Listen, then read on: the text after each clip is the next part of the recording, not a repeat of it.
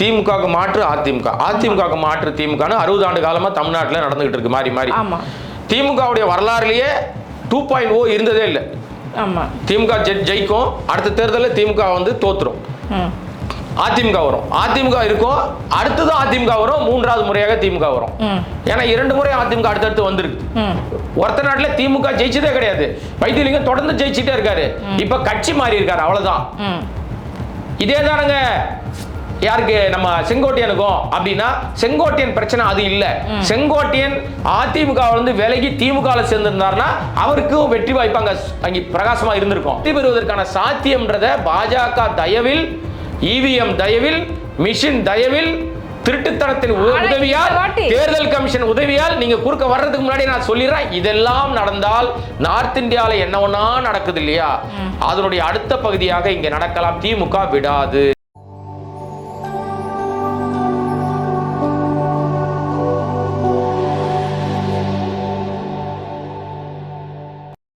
நேர்களுக்கு வணக்கம். இன்றைய நேர்காணலில் நம்மோடு இணைந்திருக்கிறார் பத்திரிகையாளர் திரு கோடங்கி அவர்கள். வாருங்கள் பேசுவோம். வணக்கம் சார். வணக்கம்.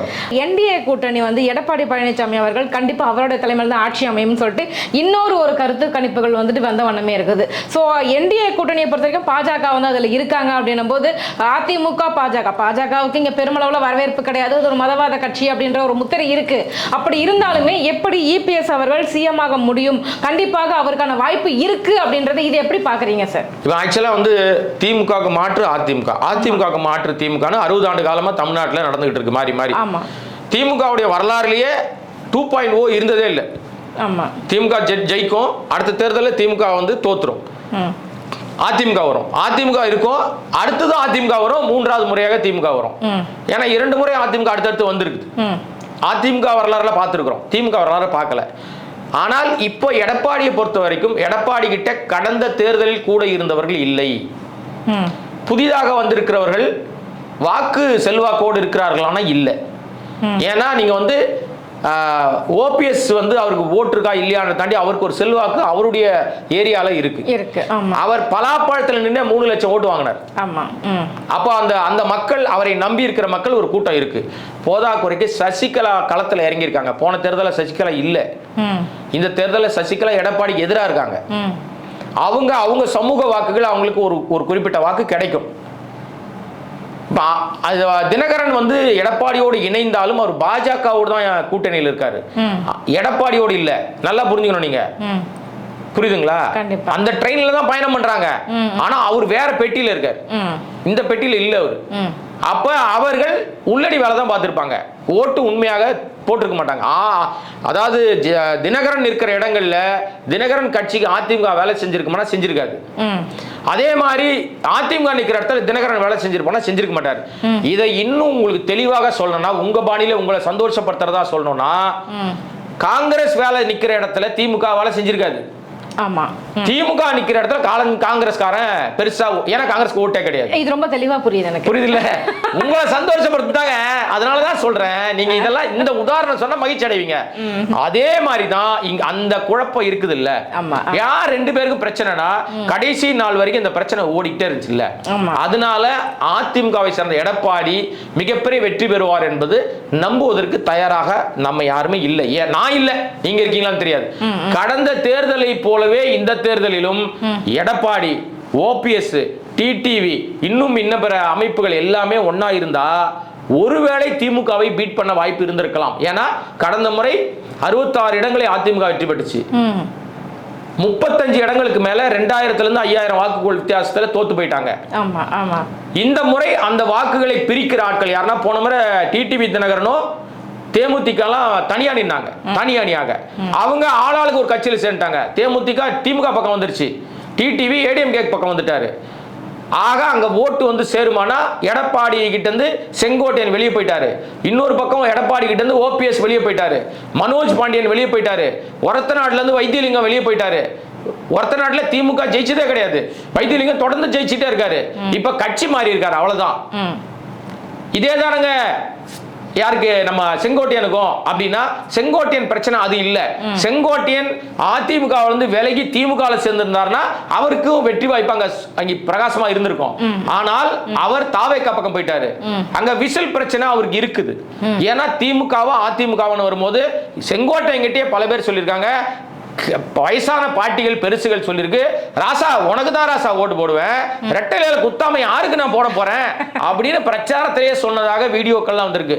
வீடியோக்கள் வந்திருக்கு. பாட்டியம்மா சொல்றதெல்லாம் நம்ம பார்த்தோம். அப்ப அவங்க மைண்ட்ல மனசுல ஊறி போன சின்னம் சூரியன் அல்லது ரெட்டலை விசில் மனசுல பதியல. இனிமேதான் அடுத்தடுத்த கட்டத்தை அடுத்த கட்டமா அவர் கட்சியை நகர்த்தினார்னா அது மனசுல பதியும், இல்லைன்னா காணா போயிடும். விசில் கட்சி இதுவரைக்கும் தமிழ்நாட்டுல 2-3 கட்சிகள் வந்திருக்குது. நம்ம இவரு கூட யாருன்னா ரஜினி கிட்ட போய் தமிழர் மணியன் அவர் ஒரு கட்சி வச்சிருந்தாரு, காந்திய மக்கள் ஏதோ ஒரு இயக்கம் வச்சிருந்தாரு. அதுக்கு விசில் சின்னம் தான் கொடுத்துருக்காங்க. டெபாசிட் கூட வாங்காத 10 ஓட்டு கூட வாங்காத கட்சி அது. அந்த கட்சி தான் விசில் சின்னம். நாடு முழுக்க 2-3 கட்சிகளுக்கு விசில் சின்னம் கொடுத்து கொடுக்கப்பட்ட அந்த தேர்தலில் மட்டும் அந்த கட்சி நின்று இருக்கு. அதுக்கப்புறம் அந்த கட்சியை கலைச்சிருக்காங்க. இதுதான் வரலாறு. இப்ப நான் இது ஒட்டுமொத்தமா எல்லாத்தையும் உங்களுக்கு சொல்லிட்டேன். ஆக நீங்க கேட்ட எடப்பாடி வருவாரானா வரமாட்டார்ன்றது என்னுடைய கணிப்பு. ஆனால் வெற்றி பெறுவதற்கான சாத்தியம்ன்றத பாஜக தயவில், இவிஎம் தயவில், மிஷின் தயவில், திருட்டுத்தனத்தின் உதவியால், தேர்தல் கமிஷன் உதவியால் நீங்க குறுக்க வர்றதுக்கு முன்னாடி நான் சொல்லிடுறேன், இதெல்லாம் நடந்தால் நார்த் இந்தியால என்ன ஒண்ணா நடக்குது இல்லையா, அதனுடைய அடுத்த பகுதியாக இங்க நடக்கலாம். திமுக விடாது. இங்க இவிஎம் மிஷின் பத்தி இந்த தேர்தலில் பெரிய அளவில் ஒரு பேச்சுக்கள் வரவே இல்லையா சார்? அப்ப இவிஎம் மிஷின்ல எந்த குறைபாடும் இல்லை அப்படிங்கிறது இல்ல. நான் நம்ப மாட்டேங்க. 1000 தான் சத்தமே வரலனாலும் எனக்கு இவிஎம் உடன்பாடு இல்லைங்க. ஓட்டு சீட்டு தான் நேர்மையாக தேர்தல் நடத்துக்கு வழி. அப்படியே கள்ள ஓட்டு போட்டாலும் கண்டுபிடிச்சிடலாம். எப்படின்னா கையும் களவுமா பிடிச்சிடலாம். இவிஎம்ல நான் யாருக்கு ஓட்டு போட்டேன்னு எனக்கு தெரியல. நீங்க விவி பேட்ல காமிக்கிறீங்க, நான் ஓட்டு போட்ட சின்னம் எனக்கு உழுது எனக்கு முன்னாடி. நீங்க நேர்மையான தேர்தல் கமிஷன் அதிகாரிகளாக இருந்தா அங்க இருக்கிற அந்த ஓட்டு சீட்டு அந்த பேலட் இதையும் அந்த விவி பேடையும் ஒரே இடத்துல வச்சு ஒன்னா எண்ணுங்க. இதுல உழுந்த சீட்டை எண்ணுங்க, அதுல இருக்கிற எலக்ட்ரானிக் எண்ணிக்கைகளை எண்ணி காட்டுங்க. ஒன்னா இருந்துச்சுன்னா நான் நம்புறேன் சார். அதே மாதிரி பாத்தீங்க அப்படின்னா திமுக இருக்கிற நிறைய பேர் இப்ப தாவேக்கால இணைவதற்கு தயாராகி கொண்டிருக்கிறார்கள். அப்படியே ஒரு விஷயம் வந்துகிட்டு இருக்கு. இது எந்த அளவுக்கு உண்மையாக இருக்கும்னு நினைக்கிறீங்க? சொல்லலாம். நிறைய பேருக்கு சீட்டு கிடைக்கலன்னு ஒரு அதிருப்தி வேற இருக்குது. சீட்டு கிடைக்காதவங்க கட்சி மாறதாங்க செய்வான். போயிட்டு போட்டோமே, ஒழிஞ்சா நிம்மதி, அடுத்தவனுக்கு வழி கிடைக்கும்ல. நான் என்ன கேட்க வரேன், காலங்காலமா இங்கேயே உட்காந்து நீ சீட்டை தேய்ச்சிட்டு இருக்கிறதுக்கு தொலைஞ்சுதுரா கருமோ. 60 பேர் புதுசு இடம் கொடுத்திருக்காங்க. புதுசா 60 இடங்களை காலி செய்திருக்கிற திமுக, புதியவர்கள் நிறுத்தப்பட்டிருக்காங்க. அப்ப 60 பேருக்கு சீட்டு இல்ல. அவன் போனா போறான், போயிட்டு போறான், எதனால என்ன நஷ்டம் சார்? அதே மாதிரி பாத்தீங்கன்னா இந்த முறை வந்து வெளிநாட்டுல இருந்து நிறைய பேர் வந்து ஓட்டு போட்டு போயிருக்காங்க. நிறைய புது வாக்காளர் என்னுடைய ஓட்டு என்னுடைய உரிமை அப்படின்றதுல ரொம்ப குறிக்கோளோட வந்து இந்த மாற்றத்துக்கான காரணம் விஜயாகத்தான் இருக்கும் அப்படின்னு சொல்றாங்க சார். நிறைய புது ஓட்டர்ஸ் வந்திருக்காங்க. அதே மாதிரி இந்த எஸ்ஐஆர் திருத்தத்துக்கு பிறகு நிறைய ஓட்டு பதிவாகி இருப்பதாகவும் வந்து விஷயங்கள் வந்துட்டு இருக்குது. நான் உங்களை வந்து ஒரு நல்ல ஒரு அறிவாளியான ஆங்கரா பார்த்தேன். எஸ்ஐஆர் கடுமையா எதிர்த்த போதிலுமே கூட இப்ப பாத்தீங்கன்னா எஸ்ஐஆர் வந்து நிறைய ஓட்டு பெர்சன்டேஜ் வந்து அதிகமா இருக்கு. கரூர்லயே நான் கேக்குறேன், ஏங்க உங்களுக்கு நான் வந்து ஒரு புத்திசாலியான ஆங்கரா, ஒரு அறிவாளியான ஆங்கரா குறியாவே வந்துட்டு போறேன். இந்த சந்தேகத்துக்கு பதில் சொல்லுங்க. அதத்தான் சொல்றேங்க. எஸ்ஐஆருக்கு அப்புறம் வாக்கு சதவீதம் உயர்ந்ததுன்னு சொல்றீங்கன்னா உங்களை தற்குறி லிஸ்ட்ல தான் நான் வைக்கணும். பெர்சன்டேஜ் அதிகமா இருக்குன்னு சொல்றாங்களா? அது சும்மா வாப்ப ஏங்க உண்மைதாங்க. இப்பவும் நான் கணக்கு எங்க கணக்குவாதியாரை திருப்பி கூட்டு வரேன். பெர்சன்டேஜ் அதிகமா இருக்கு. நான் சொல்ல வரதுக்குள்ள குறுக்க வைத்தாங்க. தற்குறிகளுக்கு என்ன தெரியுமா, பேச விட மாட்டாங்க. குறுக்க மாஞ்சி பிரேக் பிடிக்க அப்புறம் பிறகு நீங்க தப்பா பர்சன்டேஜ் சொல்லுவீங்க. 100 பேர் இருக்காங்க, 100 வாக்காளர்கள் இருக்காங்க.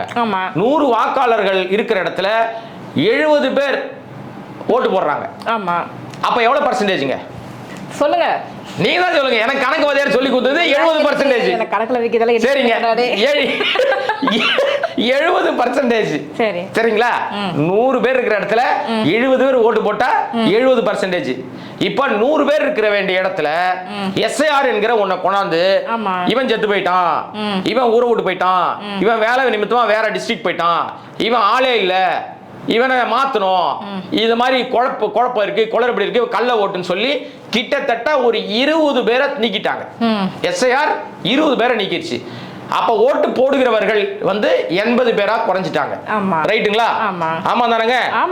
80 பேர்ல ஏற்கனவே போட்ட கடந்த தேர்தலில் போட்ட அதே 70 பேர் வந்து ஓட்டு போட்டால் பர்சன்டேஜ் என்னங்க?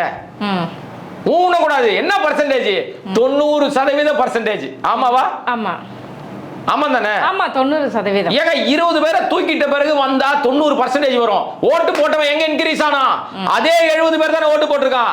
இதுதான் இந்த தேர்தல் நடந்திருக்கு. இதை விட உங்களுக்கு விளக்கமா சொல்ல முடியாது. எனக்கு கணக்குவாதியார் சொன்னது இதுதான். இந்த கணக்கு தான் உருப்படியான கணக்கு. நீங்க உல்டா கணக்கு சொல்றீங்க, ஏமாத்து கணக்கு, ஃப்ராடு கணக்கு பண்றீங்க. என்ன தெரியுமா கணக்கு? ஓட்டு வந்த விஜய் வந்த உடனே சாராசாரியாக மக்கள் வந்து பறந்து வந்தாங்க. எல்லாம் வெளிநாட்டுல இருந்து வந்து ஓட்டு போட்டாங்க. கூட்டத்தை பாத்தீங்களா? அதாங்க எங்க பஸ்ஸுக்கு நின்னாலே அவன் வந்து பார்த்தான், கணக்கு போட்டான். தேர்தல் நாள் மறுநாள் சனிக்கிழமை, மறுநாள் திங்கட்கிழமை, ஓகே 4 நாள் சேர்ந்தாப்புல லீவு கிடைக்குது, அட்ரா ஜூட் ஊருக்கு அப்படின்னு ஊருக்கு கிளம்பிட்டான். உடனே எல்லாரும் விஜய்க்கு ஓட்டு போட போனாங்க. அப்படி போட்டா வில்லிவாக்கத்துல 6000 ஓட்டு தொடர்ந்த தேர்தலை விட இந்த தேர்தலை குறைஞ்சிருக்கு. ஏன் குறைஞ்சது? ஆதவு தான் நிக்கிறாரு, விசில் தானே நிக்குது. மேலாண்மை பொதுச் செயலாளர் உலகத்துல இல்லாத ஒரு பதவி.